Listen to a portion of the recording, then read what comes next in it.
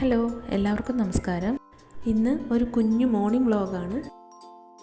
എല്ലാ ദിവസവും രാത്രി ഞാൻ ചോറ് തിളപ്പിച്ച് തെർമൽ കുക്കറിൽ വയ്ക്കും. രാവിലെ എഴുന്നേൽക്കുമ്പോൾ തന്നെ ചോറ് വേവിക്കാനായിട്ട് വയ്ക്കും. ഇന്ന് ഇഡ്ഡലി സാമ്പാറുമാണ് ബ്രേക്ക്ഫാസ്റ്റിന് ഉണ്ടാക്കുന്നത്. അതിനായിട്ട് പരിപ്പും തക്കാളി സവോളയും കുക്കറിൽ വേവിക്കാനായിട്ട് വെച്ചു.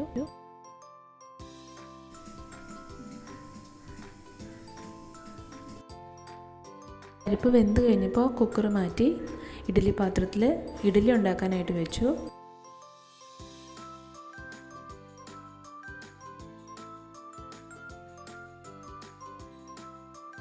ഡിസ്കുട്ടി ഇന്ന് നേരത്തെ എഴുന്നേറ്റു. എൻ്റെ കൂടെ അടുക്കളയിൽ വന്നിട്ടുണ്ട്. പുറത്തെ കാഴ്ച കണ്ടുകൊണ്ടിരിക്കുകയാണ്.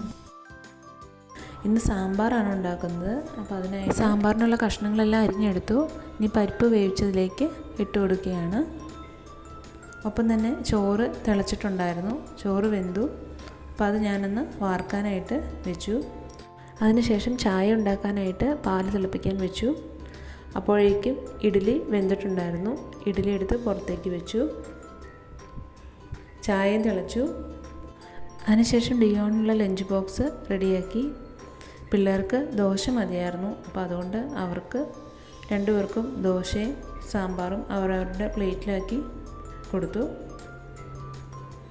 പിള്ളേർ അവിടെ ഇരുന്ന് കഴിക്കുന്ന സമയം കൊണ്ട് ചേട്ടനുള്ള ലഞ്ച് ബോക്സ് റെഡിയാക്കി.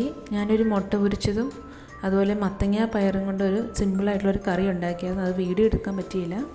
അതും സാമ്പാറുമാണ് ഇന്ന് ചേട്ടന് കൊടുത്തു വിടുന്നത്. അതുപോലെ ഡിയോണിന് സ്നാക്സിന് ഗ്രേപ്സും ചേമ്പ് ചിപ്സുമാണ് ഇന്ന് സ്നാക്സായിട്ട് കൊടുത്തു വിടുന്നത്. ചേട്ടനെപ്പോഴേക്കും കുടിച്ച് റെഡിയായിട്ട് വന്നു. ഞാനും ചേട്ടനും ഇന്ന് ഇഡ്ഡലിയാണ് കഴിക്കുന്നത്. അപ്പോൾ ഇഡ്ഡലി സാമ്പാറും പ്ലേറ്റിലാക്കി. ഒപ്പം തന്നെ ചായയും കൂടി അതിൻ്റെ കൂടെ എടുത്തു. ചേട്ടൻ ഡിയോണിൻ്റെ യൂണിഫോം എല്ലാം തേച്ച് വെച്ചിട്ടുണ്ടായിരുന്നു. ശേഷം ഡിയോണിനെ വേഗം കുളിപ്പിച്ച് റെഡിയാക്കി. അവർ കുറച്ച് നേരം കാർ പോർച്ചിൽ നിന്ന് കളിക്കുവാണ്. ഡിയോണിന് 8 മണിയാകുമ്പോഴേക്കും സ്കൂളിലെത്തണം. ചേട്ടനും 8 മണിയാകുമ്പോഴേക്കും ഇറങ്ങണം.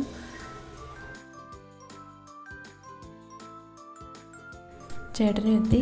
അപ്പോൾ ഇനി ഡിയോൺ സ്കൂളിൽ പോവുകയാണ്. ഇത്രയാണ് ഇന്നത്തെ വ്ളോഗ്.